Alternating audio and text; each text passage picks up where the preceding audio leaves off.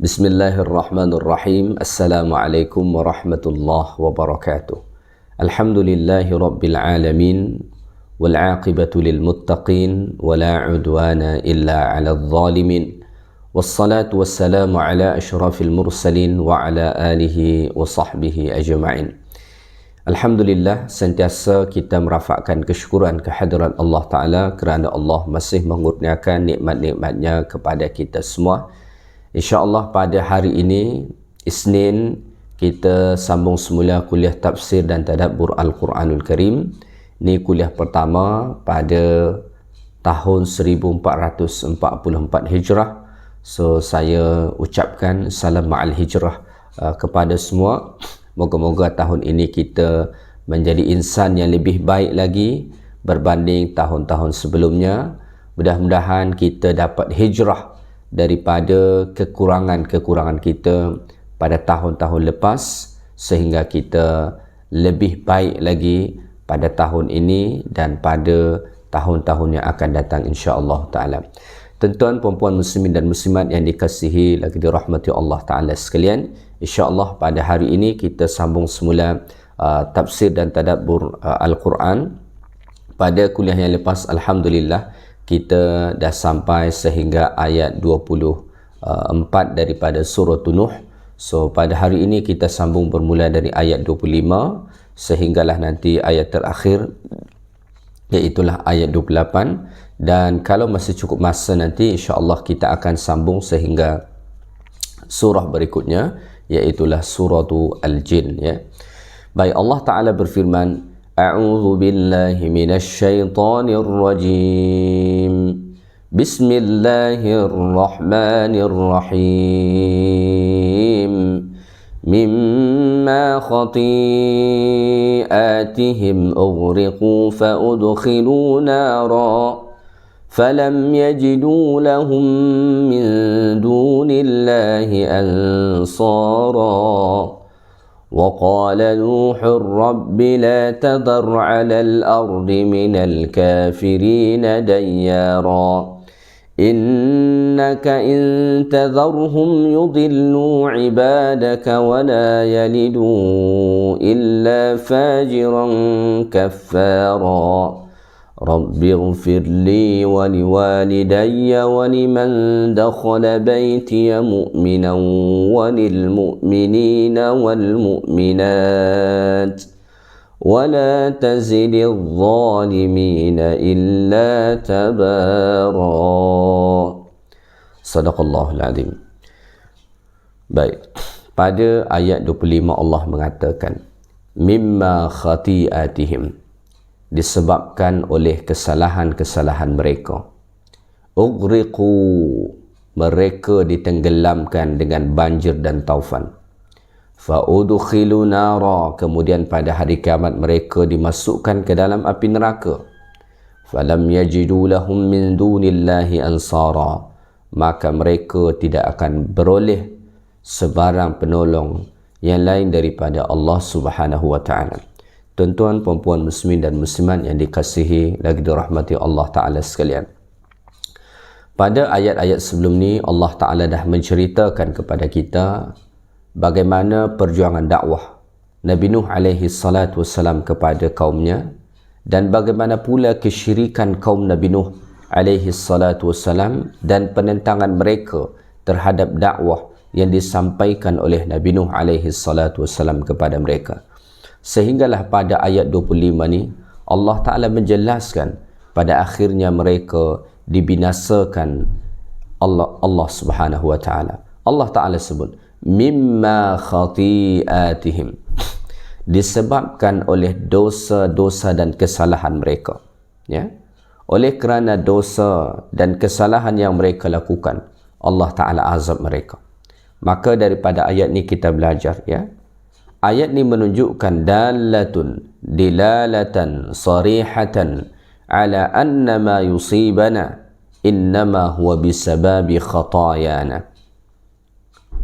Melalui ayat ni jelas bagi kita bahawa musibah-musibah yang menimpa kita, kebinasaan-kebinasaan yang Allah Ta'ala datangkan, innama huwa bisababi khatayana, sesungguhnya ia disebabkan oleh kesalahan-kesalahan yang kita buat.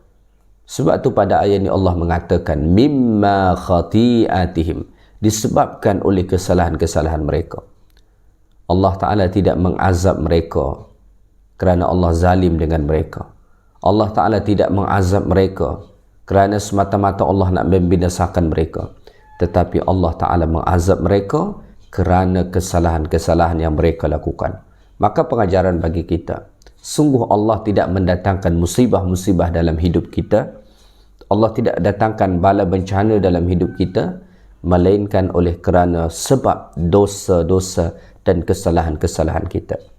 Sebab itulah kita perlu untuk sentiasa istighfar. Apabila datang bala bencana daripada Allah Subhanahu wa Ta'ala, kita perlu untuk segera beristighfar kepada Allah, kerana bala bencana itu Allah datangkan hakikatnya disebabkan oleh dosa-dosa yang kita lakukan.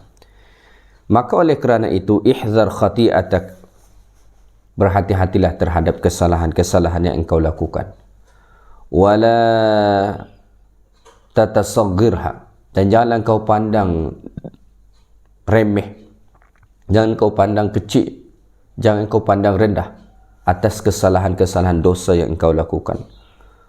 Rubbama tahbisuha hayyinah, kadang-kadang engkau anggap itu kecil, engkau anggap itu remeh, engkau anggap itu perkara yang mudah.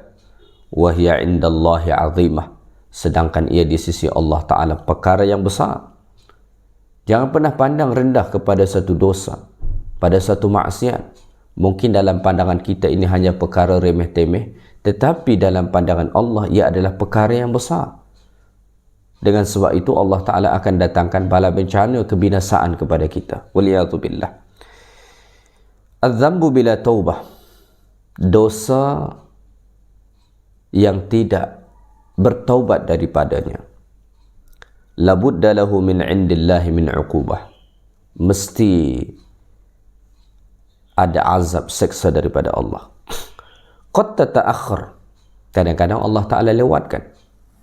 Ya, kita buat dosa, tak bertaubat, kadang-kadang Allah tidak langsung datangkan. Qad tata'akhir, kadang-kadang Allah lewatkan, Allah bagi masa kepada kita. Namun kita kena ingat, lakinnaha nazilatun la mahalah, walaupun kadang-kadang Allah lewatkan mendatangkan azab, tetapi kita kena ingat bahawa ia pasti akan berlaku dan tidak mustahil, pasti akan berlaku. Pasti Allah Ta'ala datangkan azab. Apa azab yang Allah Ta'ala datangkan kepada mereka? Pada ayat ni Allah Ta'ala sebut dua. Yang pertama, ughriqu, mereka ditenggelamkan oleh banjir besar. Sebagaimana kita sedia maklum, ya, bahawa pada zaman Nabi Nuh alaihi salatu wasallam berlaku taufan yang besar, banjir besar yang luar biasa, yang menenggelamkan segala-galanya, kecuali mereka yang berada di atas bahtera Nabi Nuh alaihi salam. Selain daripada itu, dibinasakan oleh Allah Subhanahu wa Ta'ala. Ya, ini menunjukkan bahawa betapa besar dosa kesalahan yang mereka lakukan. Ialah mensyirikkan Allah Ta'ala merupakan dosa yang amat besar, sehingga kan dekat dunia ni pun Allah dah segerakan azab kepada mereka. Sebahagian dosa yang dilakukan manusia, disegerakan Allah Ta'ala azab kepada mereka dekat dunia, seperti apa yang Allah timpakan kepada kaum Nabi Nuh, iaitulah ughriqu, mereka semua ditenggelamkan. Bahkan termasuklah anak kepada Nabi Nuh alaihi salatu wassalam, Kan'an, yang tak beriman kepada Allah Subhanahu wa Ta'ala. Ya, Nabi Nuh mengatakan, ya bunayyar kam ma'ana, wahai anakku, jom masuk sini, naik ke atas bahtera ni. Tetapi anaknya enggan. Dia mengatakan, aku nanti akan naik ke atas pokok, kalau masih air naik, aku akan naik ke atas bukit. Dia tak tahu pada hari itu, hari di mana Allah Ta'ala tenggelamkan segala-galanya untuk membinasakan mereka, orang-orang yang telah mensyirikkan Allah dan menentang dakwah Nabi Nuh alaihi salatu wasalam dalam masa yang begitu lama. So dekat dunia ni ughriqu, mereka ditenggelamkan Allah Ta'ala. Azab di dunia tidak berhenti begitu sahaja. Walaupun orang-orang yang bermaksiat dekat dunia ni telah diazab Allah Ta'ala, bukan berarti balasan untuk mereka sudah selesai, tak. Tetapi kata Allah, fa'udkhilu nara, mereka dimasukkan lagi ke dalam api neraka. Di akhirat nanti mereka akan diseksa di dalam api neraka. Kita membayangkan azab seksa yang menimpa mereka dekat dunia pun dah begitu dahsyat. Ternyata azab di akhirat jauh lebih dahsyat lagi. Jadi sebesar apapun kita melihat azab dekat dunia ni, sungguh ia masih azab yang kecil bila mana dibandingkan dengan azab yang akan Allah timpakan dekat akhirat nanti. Sebab itu dalam Quran Allah mengatakan, kadzalikal azab wala azabul akhirati akbar law kanu ya'lamun. Ya, azab akhirat itu jauh lebih besar sekiranya mereka mengetahuinya dengan sebenar-benarnya. Azab dekat dunia ni kita nampak dahsyat, ditenggelamkan semua, mati semua, melainkan yang berada di atas bahtera Nabi Nuh. Ya, tapi kalau dibandingkan dengan azab akhirat, jauh lebih dahsyat, jauh lebih besar lagi.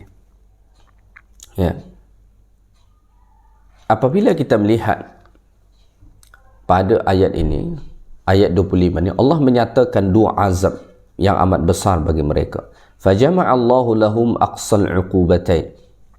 Allah Ta'ala himpunkan dua siksa berat bagi mereka, iaitulah al-ighraq, Allah tenggelamkan mereka, wal-ihraq, dan mereka dibakar di dalam api neraka nanti. Kenapa Allah Ta'ala sebut dua? Muqabilu a'zami dhanbaini. Ini sebagai balasan terhadap dua dosa yang mereka lakukan. Allah timpakan kepada mereka dua azab besar, satu dekat dunia dan satu dekat akhirat nanti, sebagai balasan terhadap dua dosa besar yang mereka lakukan. Apa dia? Yang pertama, ad-dhalal, kesesatan mereka. Yang keduanya, wal-idlal, menyesatkan orang lain. Sebagaimana Allah Ta'ala sebut pada ayat sebelum ni, ayat 24, kata Allah Ta'ala, وَقَدَ أَضَلُّ كَثِيرًا, dan sesungguhnya mereka telah menyesatkan kebanyakan daripada manusia. Jadi umat Nabi Nuh alaihi salatu wassalam tu bukan sekadar mereka sesat. Mereka bukan sekadar melakukan perkara-perkara yang sesat, tetapi mereka juga berusaha untuk menyesatkan orang lain. Jadi dosa dia dua. Diri dia sendiri sesat, yang keduanya dia menyesatkan orang. Sebab itulah Allah Ta'ala timpakan kepada mereka dua azab yang amat besar juga. Ya, satu, Allah Ta'ala tenggelamkan mereka dekat dunia. Yang kedua, dekat akhirat Allah Ta'ala akan bakar mereka di dalam api neraka Allah Subhanahu wa Ta'ala. Ya, wal'iyadhu billah.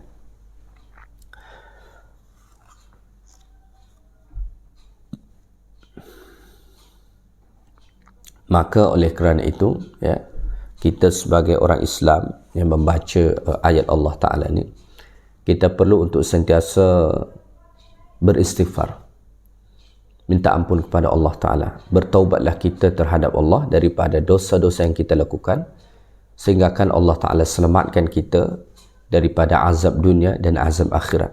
Sungguh tidak ada yang menjadi punca utama Allah datangkan azab dekat dunia dan akhirat, melainkan oleh kerana dosa-dosa kita kepada Allah Ta'ala. Maka sentiasa beristighfar. Nabi Nuh alaihi salam pada awal surah ni Allah Ta'ala dah menceritakannya betapa penting istighfar. Wa qultu astaghfiru rabbakum innahu kana ghaffara yursilis samaa 'alaikum midrara wa yumdidukum bi amwali wa banin wa yaj'al lakum jannati wa yaj'al lakum anhara ma lakum la tarjuna lillahi waqara wa qad khalaqakum atwara, sampai seterusnya. Nabi Nuh mengatakan, ya, wa qultu astaghfiru rabbakum, istighfarlah kepada Tuhan kamu, minta ampun. Innahu kana ghaffara, sesungguhnya Allah Ta'ala akan ampunkan kamu. Yursilis samaa 'alaikum midrara, bahkan dengan sebab kamu beristighfar, bukan sekadar Allah Ta'ala ampunkan dosa-dosa kamu, malah Allah Ta'ala datangkan kenikmatan-kenikmatan bagi kamu dekat dunia maupun dekat akhirat.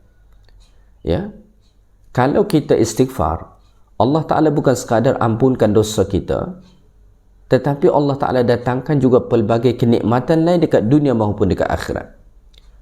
Sebaliknya, kalau orang-orang yang berdosa ni tidak mahu bertaubat, tidak mahu beristighfar kepada Allah Ta'ala, maka Allah Ta'ala akan datangkan kepada mereka azab seksa dekat dunia maupun dekat akhirat. So oleh kerana itu, kita perlu untuk sentiasa memperbanyakkan istighfar kepada Allah Ta'ala. Rasulullah sallallahu alaihi wasallam sebagaimana disebut dalam hadis yang sahih, ya, baginda alaihi salatu wasalam setiap hari sahaja Nabi mengatakan, wallahi la astaghfirullah wa atubu ilaih akthara min 70 marrah. Demi Allah, aku beristighfar kepada Allah lebih daripada 70 kali dalam setiap hari. Rasulullah SAW yang tak ada dosa, yang maksum, itu istighfar kepada Allah Ta'ala lebih daripada 70 kali setiap hari. Lalu kita perlu tanya diri kita, berapa istighfar kita tiap hari? Ya, mungkin kita takat baca 3 kali tiap-tiap lepas sembahyang. Kalau takat kita baca 3 kali tiap-tiap lepas sembahyang, 5 daripada sembahyang, baru 15 kali. Ya, baru 15 kali. Itu pun kadang-kadang lisan kita mengucapkan istighfar, astaghfirullah, hati kita tak tahu pergi ke mana. Hati kita lalai, hati kita tidak menyertainya. Maka kita perlu untuk sungguh-sungguh beristighfar daripada setiap kesalahan-kesalahan yang kita lakukan.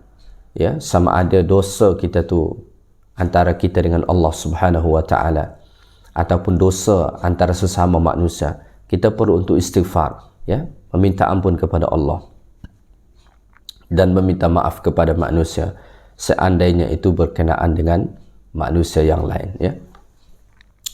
Baik, kita teruskan ayat 26. Pada ayat 26 Allah Ta'ala berfirman, وَقَالَ نُوحٌ رَبِّ لَا تَذَرْ عَلَى الْأَرْضِ مِنَ الْكَافِرِينَ دَيَّارًا. Nabi Nuh merayu lagi dengan berkata, Nabi Nuh berdoa kepada Allah, رَبِّ لَا تَذَرْ عَلَى الْأَرْضِ مِنَ الْكَافِرِينَ دَيَّارًا. Wahai Tuhanku, janganlah engkau biarkan seorang pun dari orang-orang kafir itu hidup di atas bumi. Innaka in tadharhum yudillu ibadaka wa la yalidu illa fajiran kaffara. Kerana sesungguhnya jika engkau biarkan mereka hidup, nescaya mereka akan menyesatkan hamba-hambamu dan mereka tidak akan melahirkan anak melainkan yang berbuat dosa lagi kufur ingkar. Ini doa Nabi Nuh alaihi salatu wassalam kepada kaumnya selepas beliau berdakwah dalam masa yang begitu lama kepada mereka.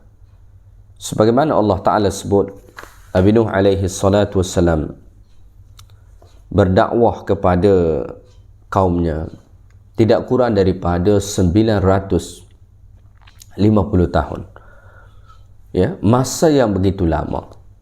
Namun yang beriman hanya sedikit sahaja, ya, sangat sedikit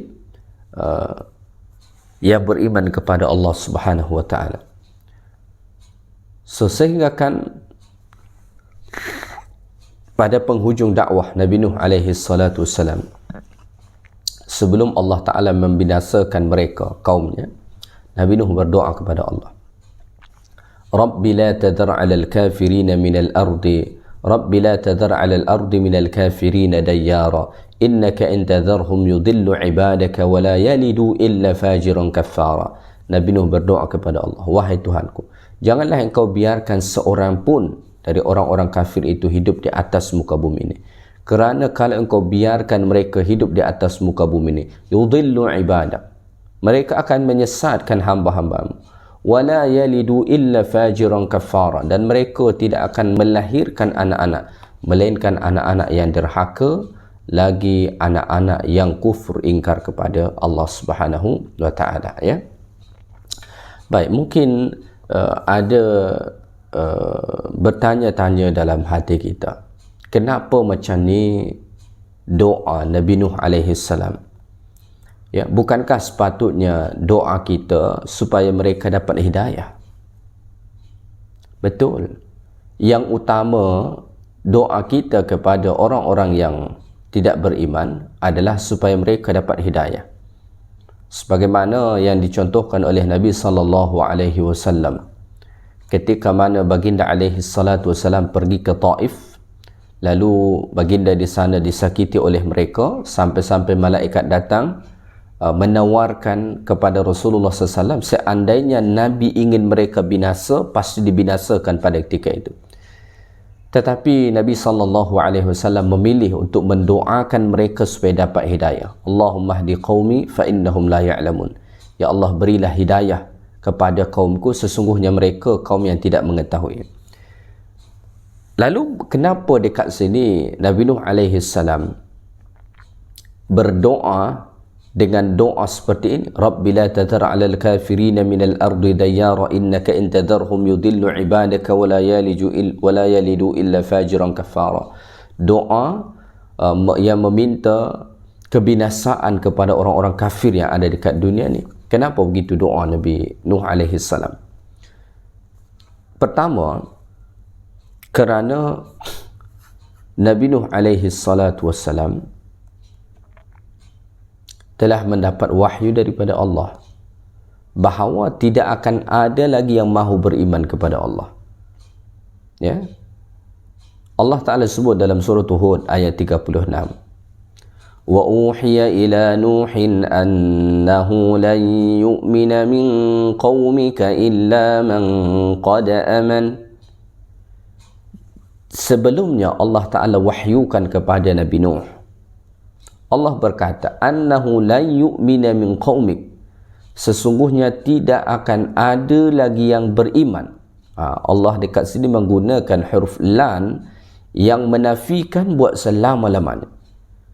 La yu'mina min qaumik, annahu la yu'mina min qaumik, sesungguhnya tidak akan ada lagi yang akan beriman daripada kaum wahai Nuh, illa man qad aman, melainkan mereka yang telah beriman.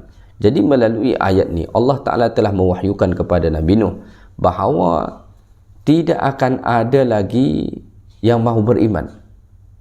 Selain yang sudah beriman tu, tak akan ada lagi yang mahu beriman. Artinya selain daripada itu, memang sudah pasti mereka akan kufur kepada Allah Subhanahu Wa Ta'ala. Ya?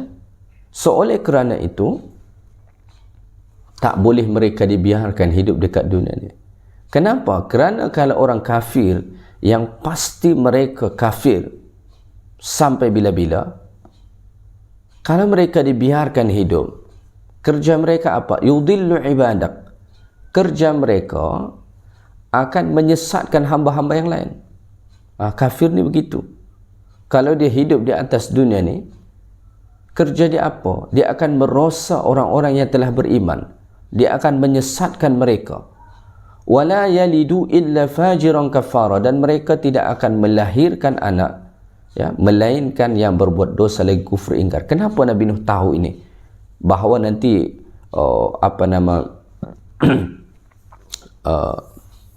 kalaupun mereka dapat anak keturunan, hanya akan menjadi orang-orang yang derhaka dan kufur kepada Allah. Kenapa Nabi Nuh tahu? Kata Al-Imam Ar-Razi rahimahullah, beliau mengatakan, ya, selain kerana ayat yang tadi, ini juga disebabkan oleh pengalaman Nabi Nuh sendiri.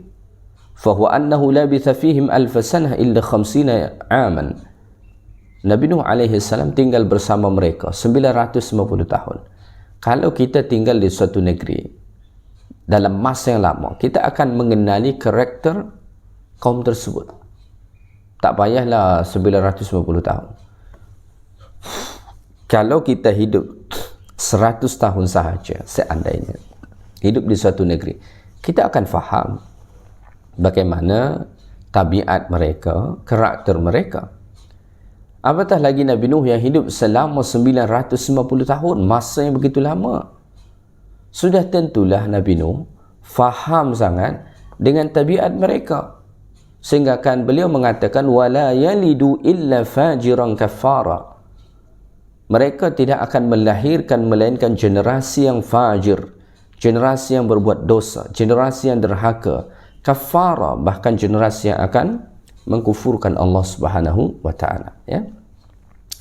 Lalu mungkin yang menjadi persoalan kepada kita, adakah doa ini boleh kita bacakan? Ya. Gini, kita memang dibolehkan untuk mendoakan orang yang zalim. Ya, ini pertama dulu. Kalau ada orang yang berbuat zalim dengan kita, boleh tak kita berdoa kepada Allah untuk keburukan bagi dia? Boleh. Nabi mengatakan da'watul mazlum, doa orang yang terzalimi itu dikabulkan oleh Allah Ta'ala. Ya. Seterusnya, apakah kita boleh berdoa macam ni untuk orang-orang yang bukan Islam yang ada dalam kehidupan kita sekarang? Apakah perlu kita baca Rabbi la tadhar 'alal ardi minal kafirin dayyara innaka in tadharhum yudillu 'ibadaka wa la yalidu illa fajiran kaffara? Apakah ini boleh kita doakan? Atau apakah ini yang utama untuk kita doakan? Saya ingat bukan. Ya. Bagi kita, ya, bagi kita yang terbaik adalah mendoakan mereka-mereka yang belum Islam sekarang supaya menerima Islam sebagai agama mereka, supaya mereka masuk Islam. Kenapa itu yang utama bagi kita? Satu, kerana kita berbeza dengan Nabi Nuh alaihi salam. Ini yang pertama. Yang keduanya, kerana kita tidak ada mendapat sebarang maklumat daripada Allah bahawa mereka akan kekal sebagai kufur. Kalau Nabi Nuh kan dah mendapat maklumat daripada Allah. Selain yang beriman pada ketika itu, Allah mengatakan tidak akan ada lagi yang akan beriman. Artinya, selain daripada yang telah beriman, dah pasti mereka akan kafir buat selama-lamanya. So, bolehlah didoakan kebinasaan bagi mereka. Kita tak ada mendapat sebarang maklumat tentang orang-orang bukan Islam yang ada pada hari ini. Adakah mereka akan kafir buat selama-lamanya atau suatu hari mereka akan dapat hidayah dan sebagainya. So, oleh kerana itulah yang terbaik bagi kita, selain berdakwah kepada mereka, mengajak mereka ke jalan Allah Ta'ala, kita doakan mereka supaya mereka mendapat hidayah daripada Allah Ta'ala, menjadi seorang Muslim, ya, taat kepada Allah Subhanahu wa Ta'ala, ya, dan melahirkan generasi-generasi yang beriman serta bertakwa kepada Allah Subhanahu wa taala. Sebagaimana yang dicontohkan oleh Nabi alaihi salatu wasallam. Nabi SAW mengatakan, kalau mereka yang sekarang ni tidak beriman kepada Allah, tapi aku berharap lahir daripada tulang-tulang sulbi mereka generasi-generasi yang beriman kepada Allah. Mungkin generasi yang sekarang tak beriman, tapi kita berharap lahir daripada mereka generasi-generasi yang beriman kepada Allah Subhanahu wa taala. Ya, kadang-kadang mak ayah tak beriman, tapi lahir anak menjadi seorang yang beriman kepada Allah Subhanahu wa taala. Jadi kesimpulannya, bagi kita yang terbaik tetaplah berdakwah kepada orang-orang bukan Islam, pada masa yang sama doakan mereka supaya mendapat hidayah daripada Allah Subhanahu wa taala.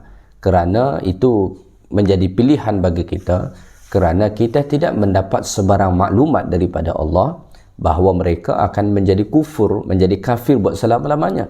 Berbeza dengan Nabi Nuh alaihi salatu wassalam. Nabi Nuh dah dapat waranti daripada Allah. Mereka ni semua yang belum beriman sekarang tak akan beriman lagi. Mereka memang akan kafir buat selama-lamanya. So kalau dah pasti begitu, bolehlah didoakan.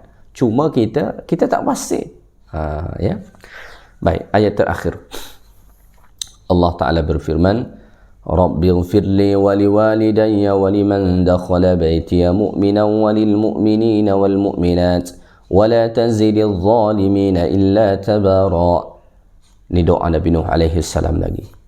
Selepas Nabi Nuh alaihi salam mendoakan kebinasaan bagi orang-orang kafir, kemudiannya Nabi Nuh berdoa kepada Allah supaya mendapatkan ampunan daripada Allah Ta'ala terhadap dirinya, kedua ibu bapanya, terhadap orang-orang yang masuk ke dalam rumahnya dan kepada seluruh kaum mukminin dan mukminat. Nabi Nuh mengatakan, Rabbighfirli, wahai Tuhanku, ampunkanlah bagiku. Ya. Ghafara, Rabbighfirli, ighfir berasal dari kata ghafara. Ghafara itu bermakna satara, menutup. Ya, jadi kita terjemah dengan ampun, ya. Ampunkanlah. Sebenarnya tutuplah. Kalau kita kembalikan kepada makna asal ghafara, itu maknanya satara, menutup. Jadi kita meminta kepada Allah supaya Allah tutup dosa-dosa kita. Jadi istighfar itu kita meminta kepada Allah supaya Allah tutup dosa-dosa kita, sehingga kan kemudian Allah tidak mengazab kita. Ya. Tetapi dalam terjemahan biasa kita terjemah dengan ampunan, ya.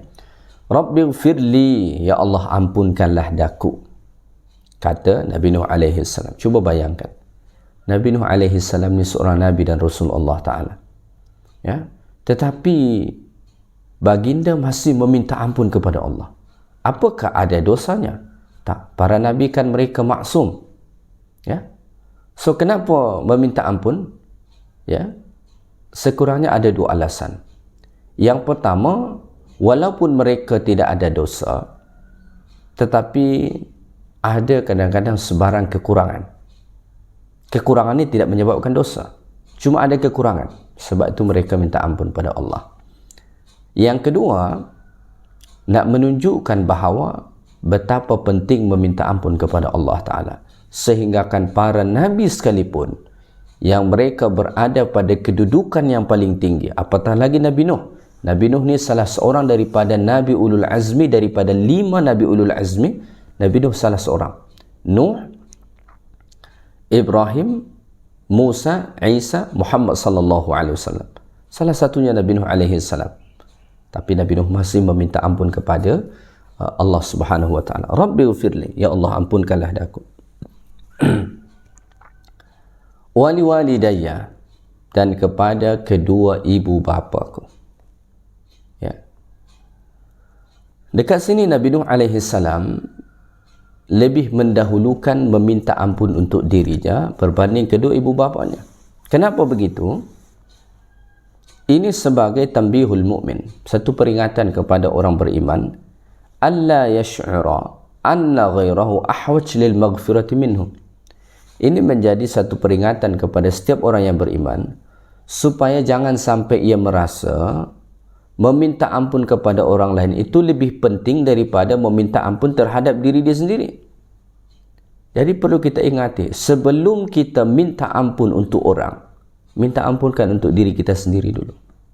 Kenapa? Sebab kita ni juga banyak dosa. Ya?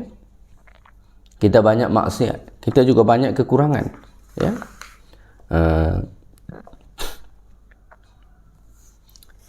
Rabbighfirli wa liwalidayya, ya Allah ampunkanlah aku dan kedua ibu bapaku. Nabi Nuh alaihi salam tak lupa mendoakan kedua ibu bapanya. Dan inilah yang sepatutnya juga kita lakukan semua. Kita sebagai anak jangan pernah lupa mendoakan kedua ibu bapa kita, sama ada mereka masih hidup ataupun sudah tiada. Jangan pernah lupa. Dan doa yang paling penting untuk kedua ibu bapa kita ialah doakan mereka supaya Allah Ta'ala ampunkan daripada segala kesalahan dan kesilapan mereka. Dalam hadis yang diriwayatkan oleh Al-Imam Ibn Majah, Rasulullah SAW bersabda, Inna ar-rajula la turfa'u darajatuhu fil jannah. Ada nanti seseorang yang ditinggikan Allah darjatnya di dalam syurga. Fayaqulu anna hadha. Lalu dia pun bertanya kepada Allah, daripada mana ini ya Allah? Fayuqalu, kemudian dijawablah kepadanya, bistighfari waladika laka. Ini disebabkan istighfar anakmu untukmu. Jadi ditinggikan darjat dia di dalam syurga Allah Ta'ala kerana selepas dia meninggal, anaknya yang masih hidup sentiasa membacakan doa untuk dia, meminta ampunkan dosa-dosa dia kepada Allah Ta'ala, dan Allah kabulkan sehingga akan dosa dia dikurangkan, kebaikan dia bertambah. So oleh kerana itu darjat dia di dalam syurga pun ditinggikan Allah Ta'ala. Maka salah satu cara kita berbakti kepada kedua ibu bapa kita yang telah tiada, iaitulah dengan cara mendoakan mereka. Dekat sini Allah Ta'ala sebut dengan perkataan wali-walidayya. Wali-walidayya, walidayya, ya, kedua ibu bapa. Berasal dari kata walid. Walid artinya melahirkan. Maka dari perkataan walidai, para ulama mengatakan ini menunjukkan bahawa berbakti kepada ibu itu lebih utama berbanding kepada ayah. Ya. Kenapa? Kerana yang melahirkan adalah ibu. Walid, ya, melahirkan ibu, ya. Maka ayat-ayat yang memerintahkan untuk berbakti kepada kedua ibu bapa itu sentiasa menggunakan perkataan walidai. Wasainal insana biwalidayhi, menggunakan kata walidai. Ya, dari perkataan walidai itu dapat difahami bahawa yang diutamakan dalam berbuat baik kepada kedua ibu bapa adalah ibu. Ya, kenapa? Walid itu berasal kata walada, melahirkan. Siapa yang melahirkan? Ayah atau ibu? Ibulah. Itulah sebabnya ketika mana Allah perintahkan kita berbakti kepada kedua ibu bapa, ya, Allah sentiasa menghadirkan alasan-alasan kebaikan ibu. Misalnya Allah Ta'ala sebut wasainal insana biwalidayhi, kami perintahkan kepada manusia untuk berbuat baik kepada kedua ibu bapa dia. Kenapa? Hamalathu ummuhu, kerana ibunya telah mengandung dia, menyusui dia, dan seterusnya. Jadi yang diangkat jasa ibu. Maka berbuat baik kepada orang tua kedua-duanya wajib, namun ibu mendapat keutamaan. Kenapa? Ada pengorbanan ibu kepada anak yang tak pernah dapat dilakukan oleh ayah. Apa dia? Seperti melahirkan, menyusui, mengandung. Ayah tak dapat buat. Bekerja, hari ini ramai ibu juga yang boleh bekerja, boleh menyara hidup anak dia sebagaimana dilakukan oleh lelaki. Tetapi ada perkara-perkara yang dilakukan oleh perempuan, oleh ibu, yang tak dapat sama sekali dilakukan lelaki, seperti mengandung, melahirkan, menyusui. Hanya dapat dilakukan oleh ibu. Ayah tak dapat lakukan. Oleh kerana itulah bakti kepada ibu mesti diutamakan berbanding kepada ayah. Tetapi ini bukan bererti kita tidak berbakti kepada ayah. Ayah juga hebat, dia punya pengorbanan, ya. Cuma dalam bab keutamaan, ibulah yang lebih utama. Kemudian Nabi Nuh berdoa, waliman dakhala baitiha, dan ampunkan juga ya Allah kepada orang-orang yang masuk ke dalam rumahku dalam keadaan beriman. Walil mu'minina wal mu'minat, dan kepada kaum mukminin dan mukminat. Wala tazidil zalimina illa tabara, dan janganlah engkau tambahi orang-orang yang zalim melainkan kebinasaan. Jadi daripada ayat ni, ya, secara tidak langsung kita diajarkan supaya dalam berdoa jangan sekadar doakan diri kita saja, tetapi doakan juga untuk orang lain. Kita tak rugi mendoakan orang lain, ya, doakan kebaikan untuk orang lain, dan itu kita tak merugi. Kenapa? Kerana disebut dalam hadis, apabila kita mendoakan kebaikan kepada orang lain, maka malaikat mengaminkan doa kita. Pada masa yang sama, malaikat akan berkata walaka mithluh, dan bagimu yang seumpamanya. So kalau kita mintakan, kita doakan kebaikan untuk orang lain, maka malaikat akan doakan kebaikan yang sama balik untuk kita, sehingga akan kita tak rugi mendoakan orang lain. Maka jangan egois dalam berdoa. Ada kadang-kadang orang berdoa hanya untuk diri dia saja, tak mahu mendoakan orang lain. Dengan sebab kita mendoakan orang lain, para malaikat akan mendoakan perkara yang sama untuk kita. Dan kalau malaikat yang berdoa, insya-Allah pasti akan dikabulkan oleh Allah Ta'ala. Baik, mungkin itu saja kuliah kita pada hari ini. InsyaAllah pada kuliah akan datang kita akan sambung surah berikutnya, iaitulah suratu Al-Jin, ya. Yang baik daripada Allah Ta'ala, segala yang kurang daripada saya. Subhanakallahumma bihamdik, asyhadu an la ilaha illa anta, astaghfiruka wa atubu ilaik. Wa sallallahu wa sallama ala nabiyyina Muhammad walhamdulillahi rabbil alamin. Assalamualaikum warahmatullahi wabarakatuh.